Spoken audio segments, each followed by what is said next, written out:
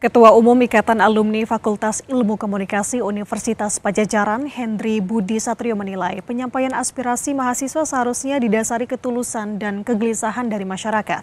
Perihal mahasiswa yang diduga menerima bayaran, menurutnya itu bisa mencederai penyampaian aspirasi mahasiswa yang lain dan juga perjuangan mahasiswa akan dinilai ditunggangi oleh pihak tertentu.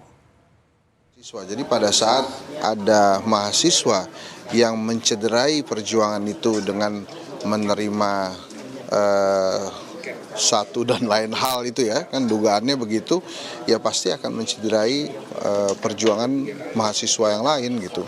Karena ya keunggulannya itu mereka sincere menyampaikan apa yang kegelisahan yang ada di masyarakat.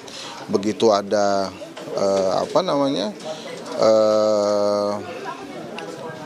hadiah atau apapun bentuknya, nanti dianggapnya kegiatan mahasiswa itu tidak pernah suci lagi, tidak pernah sincere lagi, tapi sudah mulai ditunggangi. Nah itu kan yang tidak diinginkan.